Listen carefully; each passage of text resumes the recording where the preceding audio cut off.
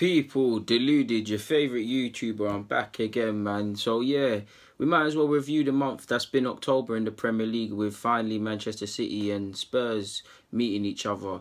So yeah, man, let's crack on. First, we might as well start with Manchester City. Shout out to them, man. I mean, they're first. Obviously they're level with Liverpool on points for, at first and second respectively. They better Liverpool on goal difference, I believe.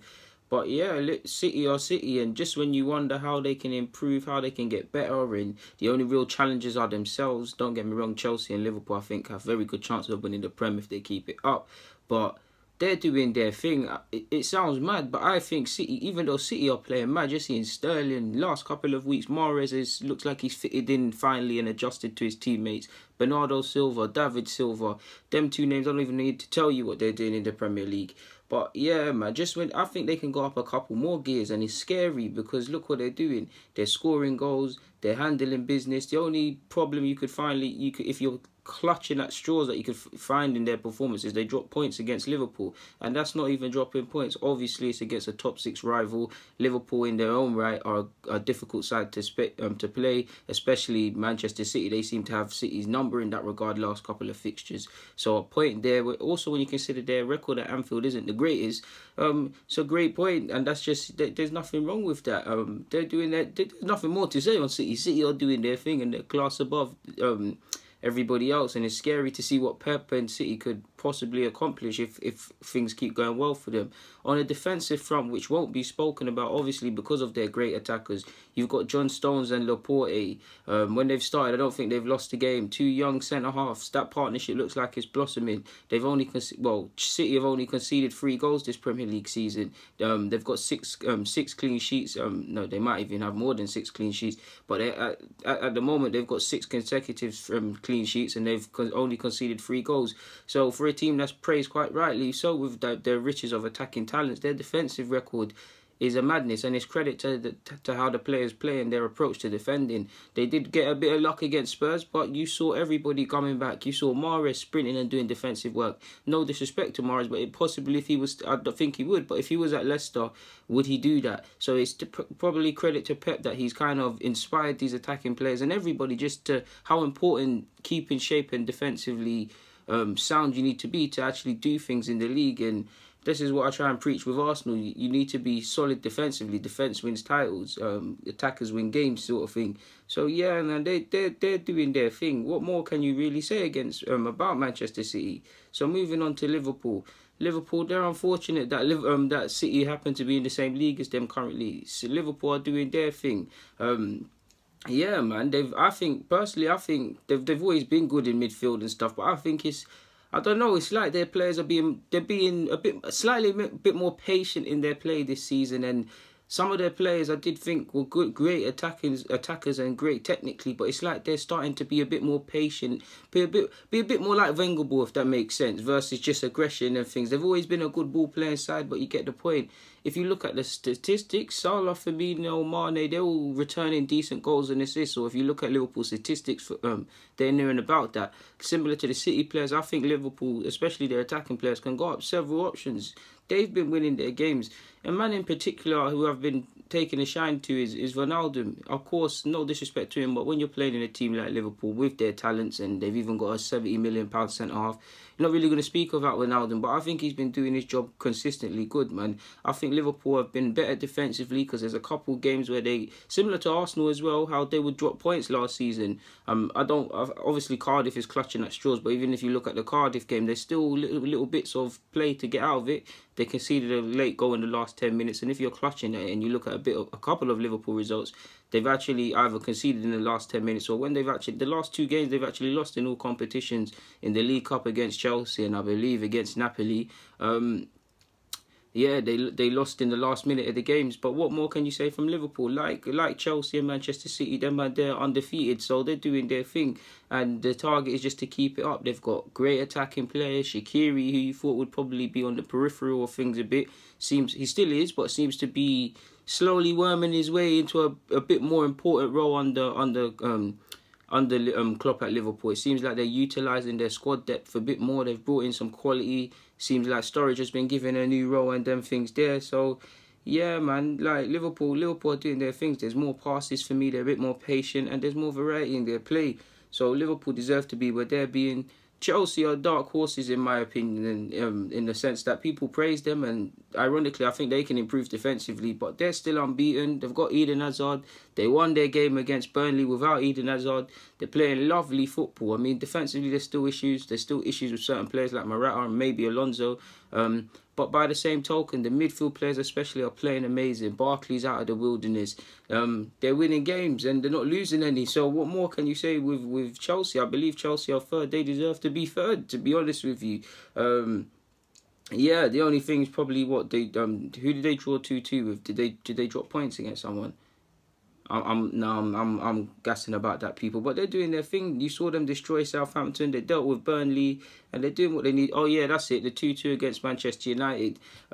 Probably the only damp note on how things have gone this month, because they probably should have won that game. I know United should actually feel that as well. It was a weird game for those who watched it, but just on the logic that Chelsea scored the first goal and they were leading and they were creating chances, but they didn't take any, and ultimately because of that, you could say because of that on one hand is a reason as to why they didn't walk away with all points. But prior to the game, both sets of fans would have taken a point from a top six clash like that. So yeah, is it really bad? So yeah.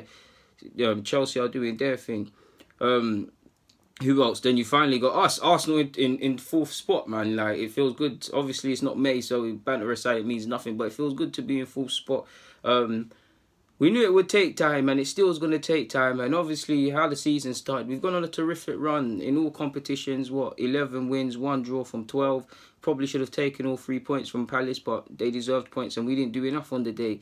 But we were playing with some sort of grit. We've got a long way to go defensively, but we're improving in that. We're starting to be a bit choppy. We're being fighters. We're clawing our way back. Yeah, we're getting the rub of the green, but we're scoring goals. We look a bit better defensively. There's still a long way to go, but you know we're doing our thing, man. And it definitely could have been a bit worse. And this is all I can ask for, is that we take points. We dropped points against Palace. What more can I ask for? That they took full points games prior to that. There's probably games where we probably on another day maybe don't take full points. But what can I say, man? We sit cool in fourth, and we scored some terrific combination plays. I actually like our counter attacks, man. You see in our the counter attack against Fulham, in which Ramsey finished off. We had about 2 in the Leicester game. I think the one that Ozil finished off was probably the better move, if I can remember correctly.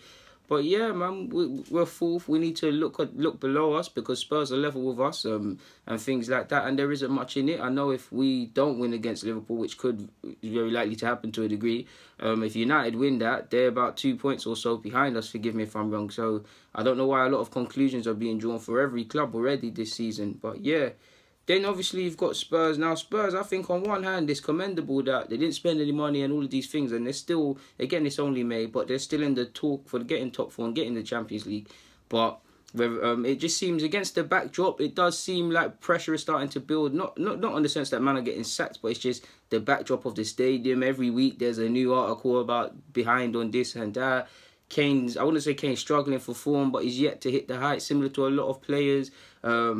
Obviously, you've got Mora and Son. When they're playing quite well, and Spurs aren't playing poorly. They wouldn't be in that position if they was, but I do think players can go up several gears. I saw a stat that Trippier's been the most creative player for Spurs this season. That has to be wrong. Like, something needs to improve there. I did think Spurs' standards, obviously, against Manchester City, they could have got something out of the game, but they weren't at it. I did feel against Hammers and Cardiff on another day, if they weren't, if the luck didn't go with them, similar to us to a degree, they might have not walked away with 4 points. But the most important thing is they got 6 points from them games, to be honest with you. Yeah, obviously, we all know that they've had some injuries. They've been very unfortunate with injuries. If we glance over at their Champions League, it looks like they're wishing on the miracles do happen, but it looks like they need a severe amount of luck to qualify and progress further in the Champions League. So yeah, they're doing their thing. They're in 5th, so they should still be confident, to be honest with you. On one hand, some small concerns, but they've had injuries, and with all the injuries and not spending, they're 5th. Technically, there's not really much in it, because we're ahead of them on goal difference, but it is what it is on that front. And then, yeah, man, obviously after that, you've got out of the top 6. I think I've spoken about everybody else. Forgive me if I've missed anyone. But obviously then you've got United, who are 8th on 17 points, probably paying for dropping points in the end of September, around the September period. So yeah, man, they got a narrow victory over Newcastle. It was a good fight back for me to get a point against Chelsea. They could have got all three. They beat Everton 2-1. Obviously, they lost to Juventus in the Champions League. So yeah, similar to, I wouldn't say similar to Spurs, but depending on how you look at it, United's been all doom and gloom, judging by how some people comment. But 17 points. We're not in May. We're not in any. We're in the decisive period, but you're not far off it. It hasn't been good. Like I said, narrow victories over Everton and Newcastle, just about winning. Players are out of form as well. So yeah, they can still get their acts together, but it's not. If out of all the top six, it's probably United or United sets of fans at this current month in October that are the most stressed. If you're Arsenal, you probably want to see you're probably extremely happy, but you want to see this carry on. Spurs the same, but you want to see a bit more. And Liverpool, probably Liverpool, City and Chelsea are quietly all eyeing up the league. No one wants to talk about whether they can retain, whether Liverpool can claim their first title in how many years, or if Surrey can really do this thing. No one wants to speak about that, but they should all be quietly confident. So yeah, if we glance over at some other things, I'd say shout out to Brighton and Wolves, because they're 10th and 11th respectively. I'm sure Wolves have more of an ambition of, no disrespect to Brighton, but possibly getting in the Europa League spot. So Wolves are doing their thing. Many a times you've seen clubs spend a lot of money, and when it gets to Prem, they start messing about and they don't really do anything of note. And Wolves seem to have a clear strategy, so shout out to them.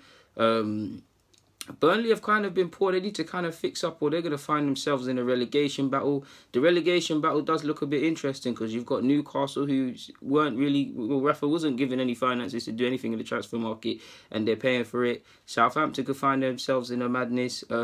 I do want Newcastle to stay up, because I like Rafa and their fan base, to be fair with you. Southampton and Burnley, you think they'd stay up, but they could find themselves in that, to be fair. I think Cardiff, I'd hold my hands up, and if I be wrong, I'm wrong, but I think Cardiff are definitely down people. The quality and the standard of the footballers out there collectively aren't good enough to stay in the Premier League. So I think Cardiff are gone. Fulham defensively, too much chopping and changing every week. They've got a new defensive back 4 or 3 or 5, depending on how you look at it. I think they could possibly go down. I think Huddersfield could possibly go down if they don't get their acts together. So yeah. I'd also say shout out to Bournemouth and Watford. They're in 6th or 6/7th position respectively as well. That's good positions for them lot to be at. Especially Watford have had a good start to the season.